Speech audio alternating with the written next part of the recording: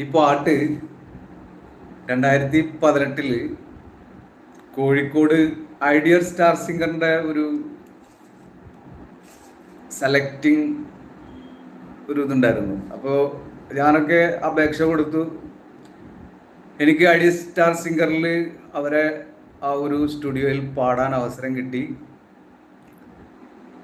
അപ്പോൾ പാട്ട് എന്ന് പറയുന്നത് ഒരുപാട് ആളുകളുണ്ടായിരുന്നു. കുട്ടികളാണ് കൂടുതലും, പിന്നെ പ്രായമുള്ള ആളുകളൊക്കെ ഉണ്ടായിരുന്നു. അപ്പോൾ അപേക്ഷ കൊടുത്തപ്പോൾ അവർ സ്വീകരിച്ചു. എനിക്ക് ആ ടാഗൊക്കെ തന്നു. സ്റ്റുഡിയോയിൽ കയറി, എൻ്റെ നമ്പർ വന്നപ്പോൾ സ്റ്റുഡിയോയിൽ കയറി പാട്ട് പാടി. അപ്പോൾ ഒന്ന് രണ്ട് അക്ഷരത്തിൻ്റെ പിഴവുകൾ കൊണ്ടാണ് ഞാനതിൽ നിന്ന് ഫെയിലായിപ്പോയത്. 2018 സംഭവം. മാസം എനിക്ക് അത്ര കണ്ട് ഓർമ്മല്ല. എന്തായാലും ലാസ്റ്റ് ടൈം ആയിരിക്കണം എന്ന് വിചാരിക്കാം. അപ്പൊ സംഗീതം എന്ന് പറയുന്നത് അതൊരു കല തന്നെയാണ്. നമ്മൾ എല്ലാവരും പാടും. ഇപ്പോ മുൻകാലങ്ങളിലൊക്കെ നമുക്ക് അതിനുള്ള സംവിധാനങ്ങളോ കാര്യങ്ങളോ ഒന്നും ഉണ്ടായിരുന്നില്ല. എല്ലാവരും റേഡിയോയിലൂടെ കേട്ട് ആ കേൾവിയിലൂടെ പഠിച്ച്, അതല്ലെങ്കിൽ സിനിമ തിയേറ്ററിൽ പോയി കണ്ട് സിനിമയിൽ നിന്നും ഓരോ വരികൾ പഠിച്ച് അതിൻ്റെ ട്യൂണ് ഒക്കെ പഠിച്ച് നമ്മ അങ്ങനെ മൂളിപ്പാടി ഇങ്ങനെ നടക്കും. ഒരു സിനിമ കാണാൻ വേണ്ടി പോയി കഴിഞ്ഞാൽ ആ സിനിമയിലെ ഏറ്റവും സൂപ്പർ സോങ് ഏതാണെന്നുള്ളത് നമ്മൾ ശരിക്ക് അത് മനസ്സിലിരുത്തി തന്നെ നമ്മളത് അവിടെ ഇരുന്നു കൊണ്ട് തന്നെ ആ വരികളൊക്കെ നമ്മൾ സ്കൂളിൽ ടീച്ചർമാർ പഠിപ്പിച്ച് തരുന്നതിനേക്കാളും വേഗത്തിൽ പഠിച്ചെടുക്കും. ഞാനൊക്കെ അങ്ങനെ ആയിരുന്നു. എൻ്റെ ചെറുപ്പത്തിൽ എനിക്ക് ഒരു സൈക്കിൾ ഉണ്ടായിരുന്നു.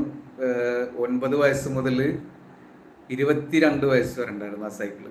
ഹെർക്കുലീസിൻ്റെ ആണ്. അപ്പോൾ അക്കാലത്ത് സൈക്കിള് എന്ന് പറഞ്ഞു കഴിഞ്ഞാൽ 25 പൈസ 50 പൈസ ഒക്കെ മണിക്കൂറിന് കൊടുത്ത് എടുത്ത് അങ്ങനെ ചുറ്റിയടിക്കുന്ന ആ ഒരു കാലഘട്ടമാണത്. അപ്പോൾ എൻ്റെ യാത്ര എൻ്റെ സൈക്കിളിൽ തന്നെ ആയതുകൊണ്ട് ആ ചെറുപ്പകാലം ഞാൻ വളരെ സന്തോഷത്തോടു കൂടി അടിച്ചു പൊളിച്ച് ജീവിച്ചു. ഒരു ടെൻഷനും ഉണ്ടായിരുന്നില്ല. യാതൊരുവിധ ടെൻഷനോ കാര്യങ്ങളോ ഒന്നുമില്ല. കാരണം വീട്ടിലുള്ള സൗകര്യങ്ങളും കാര്യങ്ങളൊക്കെ തന്നെയാണ് അതിൻ്റെ പ്ലസ് പോയിന്റ്. അപ്പോൾ എല്ലാവരും ചിന്തിക്കും, ഈ 9 വയസ്സുകാരൻ എങ്ങനെയാണ് വീട്ടിൽ നിന്ന് തിയേറ്ററുകളിലൊക്കെ എത്തുന്നത് എന്ന്. ഞാൻ 2 ദിവസം മുമ്പ് പറഞ്ഞില്ല, എൻ്റെ ഉപ്പാക്ക് ഒരു ഷോപ്പ് ഉണ്ടായിരുന്നു. അപ്പോൾ വീട്ടിൽ ഞാനും ഉപ്പയും പിന്നെ പെങ്ങന്മാരും അങ്ങനെയാണ്. അപ്പോൾ ഇവരൊക്കെ എൻ്റെ ഉമ്മാടെ വീട് എന്ന് പറയുന്നത് അവിടെ നിന്ന് ഒരു 500 മീറ്റർ ദൂരേ ഉള്ളൂ, തറവാട് വീട്. അപ്പോൾ ആ തറവാട് വീട്ടിലേക്കൊക്കെ പോകുന്ന ആ ചാൻസിലാണ് ഞാൻ അവിടെ നിന്ന് മുങ്ങുക. സൈക്കിൾ എടുത്ത് പുറത്തിറങ്ങി കഴിഞ്ഞാൽ എൻ്റെ ഒരു കൂട്ടുകാരനുണ്ട്, കൂട്ടുകാരന്മാർ ഒരുപാടുണ്ട്. അപ്പോൾ അതിൽ സെലക്റ്റീവായിട്ടുള്ള ആളുകളെ ഞാൻ എൻ്റെ പോക്കറ്റ് മണി ഉപയോഗിച്ച് തന്നെ ഇവരെ കൊണ്ടുപോകും. കാരണം തുണക്കൊരാൾ വേണമല്ലോ. ഇവര് സിനിമ കഴിഞ്ഞ് വീട്ടിലേക്ക് എത്തിക്കഴിഞ്ഞാൽ ഇവർക്കൊക്കെ ചില നല്ല അടിയൊക്കെ കിട്ടിയിട്ടുള്ള ഒരു സംഭവങ്ങളാണ്. അപ്പോൾ ഞാൻ അതൊന്നും മൈൻഡ് ചെയ്യില്ല. കാരണം എനിക്ക് സിനിമ തിയേറ്ററിൽ പോയിട്ട് സിനിമ കാണുമ്പോൾ എനിക്കത് ഭയങ്കര ഒരു എനർജിയാണ്.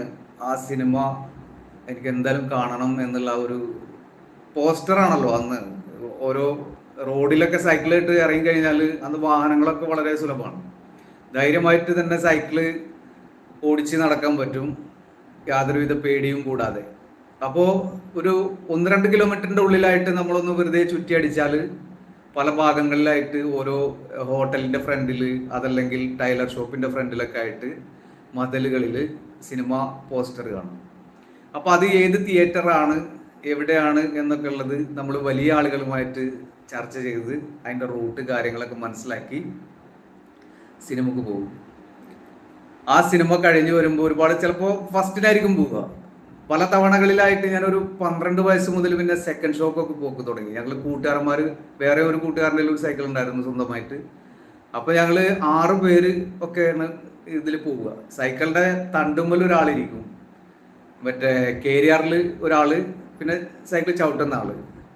4 ആളായിട്ട് പോലും ഞങ്ങൾ പോയിട്ടുണ്ട്.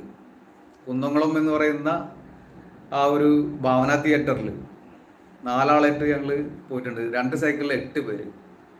അപ്പോൾ കുറെ ചവിട്ടുമ്പോൾ കാല് കഴക്കും. അപ്പോൾ വേറെ ആള് കൂട്ടുകാരന്മാരിൽപ്പെട്ട ആ ഒരാൾ ചവിട്ടും. അങ്ങനെ ആയിട്ട് ഞങ്ങൾ അങ്ങനെ ഒരുപാട് തിയേറ്ററുകളിൽ ഇന്ന് ആ തിയേറ്ററുകളിൽ നിലനിൽക്കുന്നത് ചാവക്കാട് ഉണ്ടായിരുന്ന തിയേറ്ററുകൾ സെർലീന, അതേപോലെ ദർശന, ഇങ്ങനെയുള്ള പല്ലവി തിയേറ്റർ, ഈ തിയേറ്ററുകളൊക്കെ എടുത്തുപോയി. ഇപ്പോൾ തിയേറ്റർ ഇല്ല അവിടെ. അവിടെയൊക്കെ വലിയ ഷോപ്പിംഗ് മാൾ പോലത്തെ സംഭവങ്ങളൊക്കെയാണ് വന്നില്ല. അന്ന് കാജ ട്രോഫിയൊക്കെ നടന്നിരുന്ന ആ ഒരു ഗ്രൗണ്ടിന്റെ സൈഡിലായിരുന്നു സെർലീന തിയേറ്ററൊക്കെ, ബസ് സ്റ്റാൻഡിനോട് ചേർന്നാണ്. അപ്പോൾ ദർശന തിയേറ്ററിലും നല്ല അടിപൊളി റിലീസ് ഫിലിംസ് ഒക്കെ ഇറങ്ങാറുണ്ട്. അവിടെയൊക്കെ പോയിട്ട് അങ്ങനെ സിനിമ കണ്ട് ഉള്ള ടൈം പാസ് കളഞ്ഞ് അങ്ങനെ വരെയാണ്. അപ്പോൾ ടൗണൊക്കെ നല്ല പരിചയമാണ്. ചെറുപ്പം മുതലേ ടൗണുകൾ നല്ല പരിചയമാണ്. ഗുരുവായൂർ അതുപോലെ തന്നെ ഗുരുവായൂരുള്ള തിയേറ്ററുകൾ, ഗുരുവായൂർ അമ്പലത്തിന്റെ ആ ഒരു ചുറ്റളവിൽ കുട്ടിക്കാലം മുതൽ ഓടി നടന്നിരുന്ന ആ ഒരു കാലഘട്ടം ഉണ്ടായിരുന്നു. ഗുരുവായൂർ അമ്പലത്തിന്റെ അതിന് അങ്ങനെ പടിഞ്ഞാറ് നടയിൽ കൂടെ കയറി കിഴക്കേ നടയിലേക്ക് കയറുക എന്ന് പറഞ്ഞു കഴിഞ്ഞാൽ അവിടെ സെക്യൂരിറ്റി ഗാർഡ് പോലത്തെ ആളുകളുണ്ട്. അവർ പിടിച്ചു നിർത്തി എവിടെ കടാന്നൊക്കെ ചോദിക്കും. പക്ഷെ നമ്മളവിടെ ഡെയിലി പോകുന്ന ആളുകളായതുകൊണ്ട് കുട്ടികളല്ലേ എന്നുള്ള ആ ഒരു പരിഗണനയൊക്കെ ആയിരിക്കും ചിലപ്പോൾ. അപ്പൊ അന്നൊക്കെ അമ്പലത്തിന്റെ തൊട്ട് സൈഡിലൂടെ ഇന്ന് കാണുന്ന ആ മതിൽക്കെട്ടൊന്നും അന്ന് ഇല്ല എന്നാണ് എൻ്റെ ഒരു ഓർമ്മ. വലിയ ആഡംബര രൂപത്തിലൊന്നുമില്ല, വലിയ ഒരു കൊടിമരങ്ങളും ഒക്കെ ആയിട്ടുള്ള ഒരു ഇതേ ഉള്ളൂ. ഇന്നൊക്കെ വളരെ ഡെവലപ്പാണ് ഗുരുവായൂർ. അപ്പൊ അങ്ങനെയുള്ള ആ ഗുരുവായൂർ, അതേപോലെ കുന്നംകുളം, ചാവക്കാട്, പൊന്നാനി, മമ്മൂട്ടിയുടെ ഒരു മൊഹറ എന്ന് പറയുന്ന ഒരു ഹിന്ദി സിനിമ റിലീസായി. വളരെ അപൂർവം ആളുകളെ ചിലപ്പോൾ ആ സിനിമ കണ്ടിട്ടുണ്ടാവും എന്ന് വിചാരിക്കുക. എനിക്കങ്ങനെ തോന്നുന്നത്, കാരണം അത്ര കണ്ട് ക്ലിക്കായില്ല എന്നാണ് തോന്നുന്നത്. കാരണം എനിക്ക് അതിന്റെ ഭാഷ കാര്യങ്ങളൊന്നും അന്ന് അറിയില്ലല്ലോ. ഏത് തിയേറ്ററിൽ പുതിയ സിനിമകൾ വന്നിട്ടുണ്ടോ ആ സിനിമകളൊക്കെ പോയി കാണും. ഇപ്പോ അന്ന് വസന്തം എന്ന് പറയുന്ന പൊന്നാനിയിൽ നിന്ന് ബസ് സ്റ്റാൻഡിൽ നിന്ന് എടപ്പാളിലോട്ട് പോകുന്ന ഒരു റൂട്ടാണ്, പാലത്തിനോട് ചേർന്ന്. ആ തിയേറ്ററും അതുപോലെ ആരോ വിലക്ക് ആ ഭൂമി എടുത്ത് ആ തിയേറ്റർ ഇടിച്ചു നിരത്തി. ഇപ്പോ പൊന്നാനി ബസ് സ്റ്റാൻഡിനോട് ചേർന്നുള്ള ആ തിയേറ്റർ ഇല്ല. അപ്പൊ അങ്ങനെ തിയേറ്ററുകളൊക്കെ നഷ്ടപ്പെട്ടു. പിന്നുള്ളതാണ് കമലാ സുരയ്യ എന്ന് പറയുന്ന എഴുത്തുകാരി. അവരുടെ ആ ഒരു കുടുംബ അവകാശ ആ ഭൂമിയിൽ കുന്നത്തൂർ എന്ന് പറയും, കുന്നത്തൂർ തിയേറ്റർ. ആ തിയേറ്ററിന്റെ പേര് ജൂപ്പിറ്റർ എന്നാണ്. അപ്പൊ അക്കാലത്ത് നമ്മുടെ പോലീസ് സ്റ്റേഷനൊക്കെ അതിനോട് ചേർന്നാണ്. ഈ പുന്നൂർക്കുളം കുന്നത്തൂർ പോലീസ് സ്റ്റേഷൻ, പിന്നെ വടക്കേകാട് പോലീസ് സ്റ്റേഷൻ എന്നുള്ള ഒരു ഇതായി. അവിടെയാണ് സ്ഥിതി ചെയ്തിരുന്നത് നമ്മുടെ നാട്ടിലെ സ്റ്റേഷൻ. അപ്പൊ അവിടെ ഒരു തിയേറ്റർ ഉണ്ടായിരുന്നു. പിന്നെ വെളിയങ്കോട് പാലപ്പെട്ടി എന്ന് പറയുന്ന ആ സ്ഥലത്ത് താജ് തിയേറ്റർ, തണ്ടങ്കോളി മാമുക്ക എന്ന് പറയുന്ന ആളെ തിയേറ്ററാണ് അത്. അപ്പൊ ഏറ്റവും കൂടുതൽ സിനിമ ഞാൻ ഏറ്റവും കൂടുതൽ കണ്ടിട്ടുള്ളത് ആ തിയേറ്ററിൽ നിന്നാണ്. അപ്പൊ അന്ന് ഈ ടൈലർ ഷോപ്പ്, നമ്മുടെ നാടിനോട് ചേർന്ന് ഒരു ടൈലർ ഷോപ്പ് ഉണ്ടായിരുന്നു. എൻ്റെ ഒരു സുഹൃത്താണ്, സുന്ദരൻ എന്നാണ് ആളെ പേര്. വർഷങ്ങളായിട്ട് നമ്മുടെ നാട്ടിൽ ടൈലർ ഷോപ്പ് നടത്തിയിരുന്ന ആളാണ്. അപ്പോൾ സുന്ദരനക്ക് അതിനോട് ചേർന്നൊരു ചായക്കട ഉണ്ടായിരുന്നു. അവിടെ ഈ പോസ്റ്റർ ഒട്ടിക്കുന്ന ഒരു സംവിധാനം ഉണ്ടായിരുന്നു. അപ്പൊ ഈ പോസ്റ്റർ ഒട്ടിക്കുമ്പോൾ തിയേറ്ററിൽ നിന്നും ഒരു പാസ്ബുക്ക് ഈ പോസ്റ്റർ ഒട്ടിക്കുന്ന കടയുടെ ഉടമക്ക് കൊടുക്കും. ഈ പോസ്റ്റർ പിന്നീട് ആ കട പോയപ്പോൾ അവിടെ ഒട്ടിക്കാൻ യാതൊരു സ്പേസും ഉണ്ടായി. അപ്പൊ അന്ന് എൻ്റെ ബുദ്ധി ഉപയോഗിച്ച് ഞാൻ തിയേറ്ററിലെ ആളുകളായിട്ടൊക്കെ നല്ല കമ്പനിയായിരുന്നു അന്ന്. അപ്പോൾ ഞാൻ പറഞ്ഞു, അവിടെ തൊട്ടടുത്ത് നമ്മുടെ ഒരു സുഹൃത്തിൻ്റെ ഷോപ്പുണ്ട്, അവിടെ ഒരു പോസ്റ്റർ ഒട്ടിക്കാനുള്ള ഒരു സ്പേസ് ഞാൻ അയാളിൽ നിന്നും വാങ്ങിച്ചു തരാം എന്ന് പറഞ്ഞു. അങ്ങനെ തിയേറ്ററിൻ്റെ ഉടമയുടെ മകൻ അവരുമായി സംസാരിച്ചു. അവര് എന്നോട് പറഞ്ഞു ഓക്കെ ഞങ്ങള്. അപ്പോൾ അന്ന് ചാക്ക് കൊണ്ട് വെച്ചാൽ ഈ ചണച്ചാക്ക്, അതുകൊണ്ടാണ് ഇങ്ങനെ ഫ്രെയിം ചെയ്തിട്ട് അതുപോലെ ആണി അടിച്ചിട്ടുള്ള ഒരു ഇതാണ്. അപ്പോൾ അയാൾ എന്നോട് പറഞ്ഞു, ഒരു ചണച്ചാക്ക് കൊണ്ട് ഒരു ഫ്രെയിം ഉണ്ടാക്കിയിട്ട് ഷോപ്പിന്റെ ഫ്രണ്ടിൽ വെച്ചാൽ മതി, അടുത്ത സിനിമ വരുമ്പോൾ ഞങ്ങൾ അവിടെ വന്നിട്ട് ഒട്ടിക്കാം. ഇത് ഒട്ടിച്ചു. പിറ്റത്തെ ആഴ്ച ഇതിന്റെ പാസ്ബുക്ക് എൻ്റെ കയ്യിലെത്തുന്നത്. സുന്ദരേട്ടൻക്ക് ഞാൻ അന്ന് സെക്കൻഡ് ക്ലാസ്സിന് 3 രൂപയാണ്, ഫസ്റ്റ് ക്ലാസ്സിന് അതുപോലെ 5 രൂപ, 2 രൂപ തേർഡ് ക്ലാസ്സിന്, അങ്ങനെയൊക്കെയാണ്. അപ്പൊ എനിക്ക് ആ തിയേറ്ററിൽ പിന്നെ പൈസ കൊടുക്കാതെ തന്നെ ഒരുപാട് കാലം ഞാൻ ആ പാസ്ബുക്ക് ഉപയോഗിച്ച് എല്ലാ ബുധനാഴ്ചയും വ്യാഴാഴ്ചയുമാണ് എൻ്റെ ഓർമ്മയിൽ ആ പാസ്ബുക്ക് ഉപയോഗിച്ചിട്ട് സിനിമ കാണാറ്. അപ്പൊ അങ്ങനെ ആ കുട്ടിക്കാലം വളരെ ആസ്വദിച്ചാണ് ഞാൻ ജീവിച്ചത്. എൻ്റെ ആ ജീവിതം എല്ലാവർക്കും ഒരു മാതൃക എന്നൊന്നും ഞാൻ പറയില്ല. പക്ഷെ ഓർമ്മകൾ പൊടി തട്ടിയെടുക്കുമ്പോൾ നമുക്ക് നമ്മുടെ കുട്ടിക്കാലവും അതുപോലെ തന്നെ കളിച്ചു വളർന്ന ആ അന്തരീക്ഷവും ഒക്കെ തന്നെയാണ് നമ്മുടെ മനസ്സിൽ വരിക. ഒരുപാട് എന്താ പറയാ, ഇപ്പൊ ഈ പറഞ്ഞ പോലെ ഒരുപാട് പാട്ടുകൾ അന്ന് പഠനത്തിൽ വളരെ പിന്നാക്കം നിന്നും കൊണ്ട് തന്നെ ഈ പാട്ടിലാണ് കൂടുതൽ ശ്രദ്ധ ചെലുത്തിയത്. എൻ്റെ അമ്മാമൻ തബലിസ്റ്റാണ്, അതുപോലെ തന്നെ അവരുടെ വൈഫ് ഒരു സിംഗറാണ്, ഗസല് ഒക്കെ പാടുവർ, അവര് കൊച്ചിക്കാരാണ്. അപ്പോൾ അവർക്ക് നന്നായി പാട്ട് പാടാനൊക്കെ അറിയാമായിരുന്നു. അപ്പോൾ ഞാൻ അമ്മായി എന്നാണല്ലോ വിളിക്കുക. അപ്പോൾ അമ്മായിയോട് ഞാൻ അങ്ങനെ പറയും, അമ്മായി എനിക്ക് നല്ല പാട്ട് പാടാനൊക്കെ അറിയാം, ഞാൻ നിങ്ങൾ കല്യാണ പ്രോഗ്രാമൊക്കെ വരുമ്പോൾ എന്നെ വിളിക്കുകയാണെങ്കിൽ ഞാൻ സ്റ്റേജിൽ വന്ന് ഞാൻ പാടാം എന്നൊക്കെ പറയും. അപ്പോൾ അമ്മായിക്ക് എൻ്റെ പാട്ടൊക്കെ ഭയങ്കര ഇഷ്ടമാണ്. അപ്പോൾ അമ്മാമൻ പറയാണ്, ഞങ്ങളൊക്കെ തന്നെ ഈ ക്ലബ്ബുകൾ കേന്ദ്രീകരിച്ച് ഞങ്ങളുടെയൊക്കെ ലൈഫ് ബലിയാടായി, ഇനി ആ ഒരു കേന്ദ്രത്തിലേക്ക് ഇനി മക്കളെയും കൂടിയിട്ട് നശിപ്പിക്കണം, അതിൻ്റെ ആവശ്യമുണ്ടോ മോനെ? വേണ്ട, അത് ഞങ്ങളൊക്കെ തന്നെ വളരെ പ്രയാസപ്പെട്ട് അങ്ങനെ മുന്നോട്ട് പോവുകയാണ്. അപ്പം ഞാനത് പൈസ ആവശ്യപ്പെട്ടിട്ടോ അല്ലെന്നുണ്ടെങ്കിൽ പോപ്പുലാരിറ്റിക്ക് വേണ്ടിയിട്ടൊന്നല്ല. അപ്പം എൻ്റെ ഒരു അന്നത്തെ ഒരു ഇത്, അപ്പം എല്ലാ പാട്ടും പാടുമായിരുന്നു. അങ്ങനെ പറഞ്ഞിട്ട് എൻ്റെ ആ ഒരു കരിയർ എന്ന് തന്നെ പറയാം, അതവിടെ അസ്തമിച്ചു. പിന്നീട് ഈ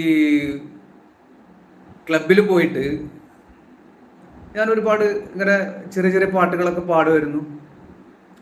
ഒരു ദിവസം ആ ക്ലബിൽ ഒരു പ്രോഗ്രാം കേട്ടിട്ട് ഇവര് റിഹേഴ്സൽ നടക്കുന്ന സമയം ഇവര് കുറച്ചൊക്കെ പാട്ടുകൾ പാടി, പിന്നീട് പുറത്തു പോയി പല ആൾക്കാർക്കും പല ദുശീലങ്ങളുണ്ടല്ലോ, ബീഡി സിഗരറ്റ് അങ്ങനെയുള്ള സംഭവങ്ങളൊക്കെ വലിക്കുക